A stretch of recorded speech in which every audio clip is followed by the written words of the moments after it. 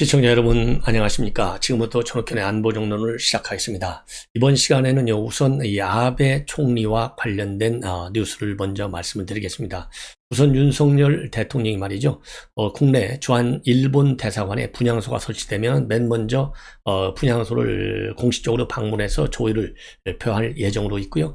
그 다음에 일본에도 공식 조문단을 파견할 예정으로 있는데요. 한덕수 총리, 그 다음에 정진석 국회 부의장, 이런 분들이 지금 조문단의 일원으로 일본을 방문할 예정으로 있습니다. 이 중에서요, 이 정진석 부의장의 경우에는 지난 4월 달에 이 한일 정책협의회 단장으로 간 바 있기 때문에 새롭게 이제 기시다 총리 제2기 정부가 들어서면은 이 한일 관계 개선이 일본 정부든 우리 정부든 똑같은 큰 외교적 과제가 아니겠습니까? 그래서 지난번에 이제 정책적 협의를 해왔기 때문에 이번에도 다시 정책적 협의의 조율을 좀 더 강화할 수 있는 새로운 모멘텀을 만들려는 노력의 일환이 아닌가, 이렇게 판단이 되고요. 지금 미국 측에서도요, 지금 현재 아시아 쪽에서 G20 정상회의 때문에, 외교장관 회의 때문에 아시아 쪽에 머무르고 있는 이 블링컨 국무장관을 전격적으로 일본의 조문단장으로 지금 파견할 예정이다, 이렇게 되어 있습니다. 그리고 시진핑, 그 다음에 푸틴 대통령도 조의를 표명했다, 이렇게 지금 보도가 나오고 있습니다.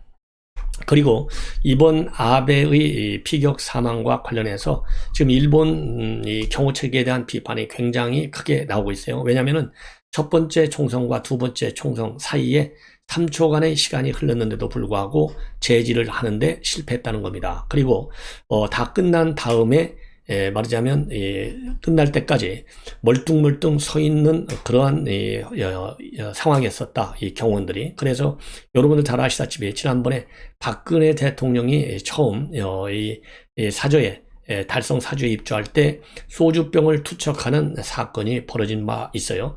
그 당시 박근혜 전 대통령에 대한 경호 요원들의 기민한 대응이 외신에까지 이제 찬산을 받은 바 있는데요.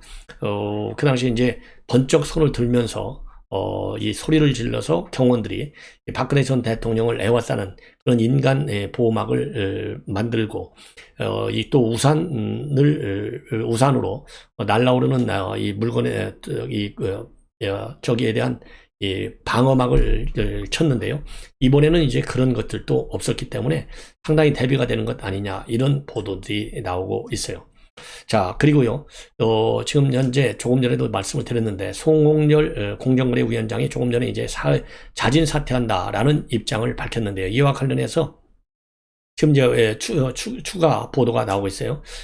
이 송홍열 후보의 경우에는 그동안에 이러한 이 본인의 임명과 관련해서 성희롱 얘기가 다시 한번 또 수면 위로 올라오고 언론에서 비판적 내용이 나왔는데, 여기에 관해서요, 굉장히 심적으로 고통스러워했다고 합니다.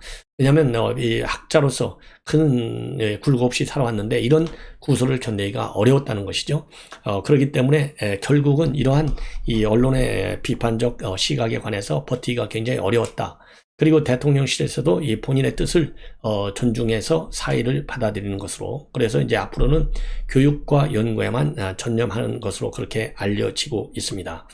자, 그래서 심적 부담 때문에 사퇴를 한 것이고, 다른 새로운 의혹이 제기됐다거나 이런 것은 전혀 없다, 이렇게 알려지고 있어요. 그리고 윤석열 대통령이 말이죠, 지금 내일 11일 날 금융위원장에 김주현 전 여신금융협회장을 임명할 예정으로 있다고 합니다. 여러분들 잘 아시다시피 지금 현재 민생 경제가 굉장히 어려운 국면에 다시 또 진입하고 있어서요, 민생 경제를 챙겨야 되는데 지금 더군다나 전 세계적으로 이제 고인플레 위험이 있기 때문에 이 금리 문제를 비롯한 이 금융 정책이 굉장히 중요한 상황 아니겠습니까? 그래서 더 이상 금융위원장 자리를 공석으로 놓아두기는 어렵다. 그래서 내일 전격적으로 이제는 임명할 수밖에 없다, 이렇게 알려지고 있어요. 그리고 새로운 중요한 뉴스 중에 하나는요, 지금 서울중앙지검에서 블랙리스트 사건을 수사하고 있어요. 이거는 이제 문재인 정부 때 임종석, 조국, 김상곤, 강경화 이런 사람들, 이 문재인 정부의 한 10여 명의 기관장들이 리스트를 만들어가지고 박근혜 정부에서 임명됐던 인물들을 사표 내게 압박을 했다는 의혹이 아니겠습니까? 자, 주로 한국마사회, 그 다음에 AT센터, 유통공사, 그 다음에 한국청소년 상담복지개발원 이런 데서 많이 이루어졌고요. 이미 여가부, 뭐 여러분들 잘 아시지 않습니까? 그 다음에 산업부, 이런 정부 부처에서까지 이 블랙리스트 사퇴 종용 사건이 벌어졌어요. 이 사건을 말이죠. 지금까지는 반부패 수사 2부에서 했는데 이거를 형사부로 바꿔서 재배당했다라는 보도입니다. 이 얘기는 말이죠. 그만큼 이제 이 사정 정국이 이제 본격화 될 것이다. 이러한 예측이 나오고 있어요. 그래서 이미 여가부 장관의 경우에는 구속이 되어 있는데 문재인 정부의 블랙리스트 사건과 관련된 고위 관료들에 대한 이 구속 사태가 이제 대대적으로 벌어질 가능성이 큰 것이 아니냐 이런 판단이 듭니다. 그리고 이번에는요, 이제 검찰총장 임명과 관련해서요, 한동훈 장관이 지금 이제 코로나로 걸려가지고 13일까지 격리 상태지 않습니까? 그런데 내일, 이제 총장 추천위원회를 구성 발표할 예정으로 있다고 합니다. 그래서 총장 추천위원회는요, 총 9명으로 구성이 돼요. 5명 당연직에 4명 비당연직으로 딱 구성이 되는데요. 당연직에는요, 법무부 검찰국장 신재영, 법원행정처 차장 김형두, 연협회장 이종협, 법학교수회장 정영환, 그리고 법학전문대학원협의회 이사장 한기정 이렇게 5명이 임명이 되고요. 그리고 비당연직에서는요. 대검 검사급 이상 검사, 그 다음에 학식과 덕망이 있고 각계 전문 분야에서 경험이 풍부한 변호사 자격을 가지지 않은 사람 3명, 이런 자격 조건을 갖춘 사람을 이제 4명 한동훈 장관이 임명하게 되어 있어요. 당연히 여러분들 잘 아시다시피 이제 이 윤석열 정부의 이런 검찰 정책과 코드를 맞출 수 있는 이런 분들이 많이 임명이 되지 않을까 싶고요. 지금 현재 거론되고 있는 검찰총장 추천위원회 위원장으로서는요, 이 김수남 연수원 16기 전 총장이 가장 유력하다고 합니다. 그리고요, 총장 후보로 지금 거론되고 있는 가장 강력한 후보 2명은요, 이 노정현 부산 고검장이고요, 배성원 전 법무연수원장입니다. 배성원 원장은요, 이 검수완박과 관련해서 민주당하고 논의를 할 때, 가장 적임자로 꼽혔던 사람이고요, 상당히 합리적이고, 이 상식적인 그러한 인물로 평가를 받고 있고, 또 나이도 한 40대쯤 되고요, 60세, 나이도 60세이고, 그 다음에 대통령과 같은 연수원 23기라는 점에서 검찰을 좀 더 안정적으로 빠르게 재정비하는 데 도움이 될 수 있다. 그리고 또 기수 역전에 따른 대규모 이 사퇴 파동을 받을 수 있다는 점도 이 좋은 장점 중에 하나로 평가받고 있고요. 그 다음에 노정현 검사장의 경우에는 저도 여러 차례 말씀을 드렸는데 온 집안이 다 검찰 집안이에요. 뭐 남동생도 검사, 아버지도 검사, 남편도 검사, 전부 또 고위검사, 검사장까지 하신 분들, 아주 엘리트 법조 집안인 것 같은데, 이 노정현 검사장이 첫 번째 여성 검찰총장 카드로, 지금 유력하게 떠오르는 이유 중에 하나는, 지금 이제 서우남이라고 하는 인사로 이 비판을 받고 있잖아요. 서울대 출신의 50대 남성. 근데 노정현 검사장의 경우에는요, 부산고검장인데, 이화여대 출신이고 여성 인정. 면서 상당히 유력한 카드다 이런 평가를 받고 있고요. 과거 97년도에 수원지검 성남지청에 근무할 때 같이 카풀한 인연으로도 유명하고 나이는 55세라고 합니다. 이 밖에요. 여완석 법무연수원장 24기, 김우곤 서울고검장 25기, 이두봉 대전고검장 25기, 그 다음에는요, 이원석 대검차장 27기, 이런 분들도 후보군으로 지금 거론이 되고 있다고 합니다. 그리고 이번에는요, 양양자 의원, 최근에 말이죠, 검수완박 국면에서 민당의 이 이미 탈당해서 무소속으로 돼 있는데, 이 복당 조건으로 해서 검수완박 밀어붙일 때, 이 안건 조정위 의원으로 밀어넣었어요. 자, 그런데 거기에 대해서 검수완박 법안을 찬성하지 못하겠다. 발을 하는 바람에 결국은 민영배 의장 탈당까지 시켜가면서 이 양양자 의원이 뭐 속칭 이제 물 먹은 것이죠. 그럼에도 불구하고요. 양양자 의원은 이제 삼성에서 이제 흑수저로 유명한 사람이고 문재인 대통령이 발탁한 인재 영입 케이스로 한 분인데, 그러다 보니까 윤석열 대통령이 굉장히 역점을 두고 추진하는 이 반도체와 관련된 국회 특위위원장으로 최근에 이 반도체 산업 경쟁력 강화 특위위원장으로 임명이 됐어요. 이러한 양양자 의원이 말이죠. 오늘 갑자기 윤석열 대통령을 직격하고 나섰습니다. 요즘 지지율이 떨어지고 이러는 것은 대통령답지 못한 아마추어이기 때문이다.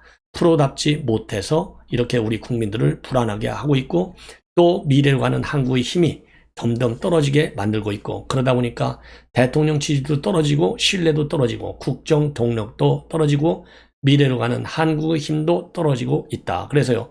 모든 책임의 원인은 바로 윤석열 대통령의 아마추어적 대통령이 때문이다. 그리고요. 그렇게 아주 직격을 가하고 있고요. 그리고 윤석열 대통령은 이제 아마추어와 프로 중에 어느 쪽이냐? 지금 마치 인생의 목표를 다 이룬 사람처럼 보이고 정권 교체 대통령 당선은 국민 행복, 국가 번영을 위한 수단일 뿐이지 목표가 될 수 없는데 이렇게 할 일이 다 태산인데 이미 목표를 다 이룬 사람처럼 보인다. 그러면서요. 회사의 사장과 대통령직을 비교하면서 상당한 비판의 수위를 높이고 있습니다.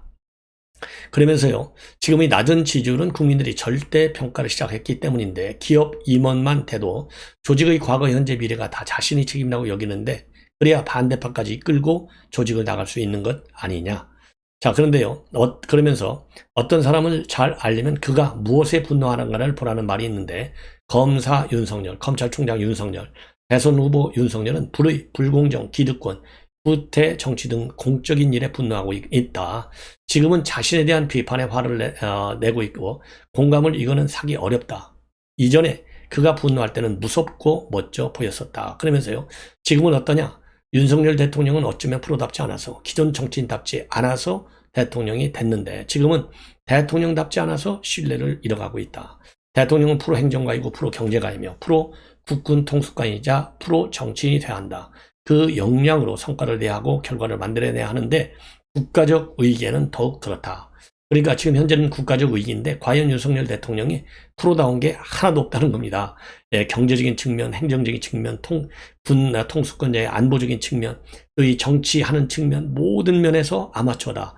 야, 이거 굉장히 세게 비판한 것 같아요.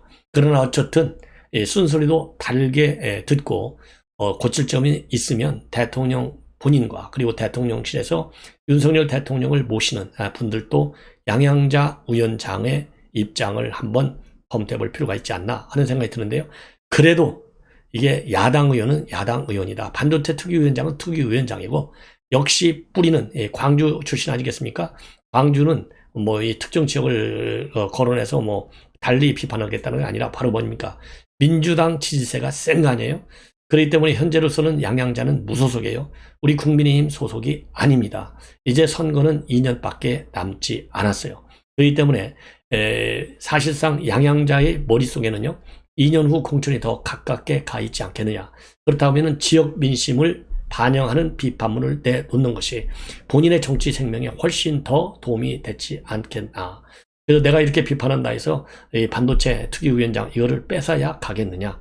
이러한 계산하에, 즉 정치적 계산하에 비판을 한 것이고 비판 내용, 이 방향성은 좀 뭐 공감하는 부분도 없잖아 있지만은 비판의 강도가 지나치다라고 저는 생각을 합니다. 자, 그래서요 흔히 뭐 이렇게 한 번 반발하고 한 번 배신한 사람은요 계속 반발하고 계속 배신하는 그 DNA가 있지 않나 이런 생각이 드는 대목이 아닌가 이렇게 생각이 들어요. 자, 이번에는 말이죠. 이 오래간만에 고민정 의원이 김건희 여사에 대한 비선 논란 요즘 야권에서 아주 이슈화 시키고 있는데요. 자, 이거에 관해서 다시 한번 들고 일어났습니다.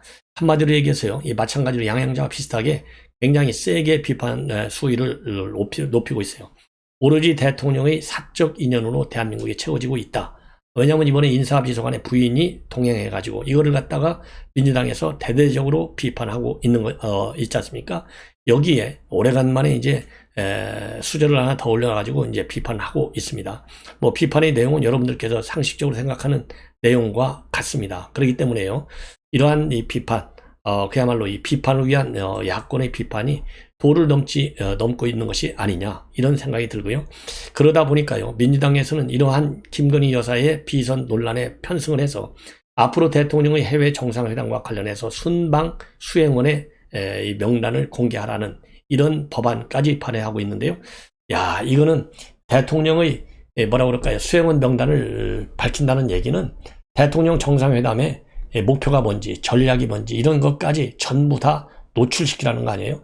대통령의 행사는 1급 비밀이에요. 공개되기 전까지. 그런데 명단을 내라. 그럼 명단을 내면 그 사람의 특성은 뭐 다 아는 거 아니에요? 그러면 이번 대통령 순방은 어떤 목적하에 어디에서 뭘 한다.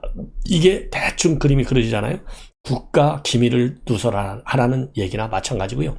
이걸 보면 문재인 정권 5년 내내 그야말로 국위라든가 국가안보를 의식하지 않고 정상회담을 해왔고 외교안보 정책을 펴왔다. 이런 비판을 5년 동안 내내 받았는데 여전히 민주당은 정신을 못 차리고 있는 것이 아닌가, 이런 판단이 듭니다. 자, 이번에는 마지막으로 말이죠. 이제는 여당에서 말이죠. 여당에서 박지원 방지법을 발의했습니다. 전현직 국정원 직원들이 정보누설시에 처벌을 강화하는 법안인데요. 신원식 의원이 대표 발의를 했고 17명이 공동 대안자로 이름을 올렸는데요. 특정인을 목표로 해서 이러한 방지법을 발의할 필요성, 박지원 원장이 제기한 건 맞지만은 앞에서 김건희 여사를 타겟하는 이 법안이 지나치듯이 이미 국정원 직원들이요, 이 정보누설시 처벌 충분하게 강화되어 있는데 이렇게 특정인을 그리고 특정 직군을, 특정 기관을 상대해서 이런 법안을 만드는 것은 옳지 않다. 저는 그런 비판을 좀 하고 싶습니다.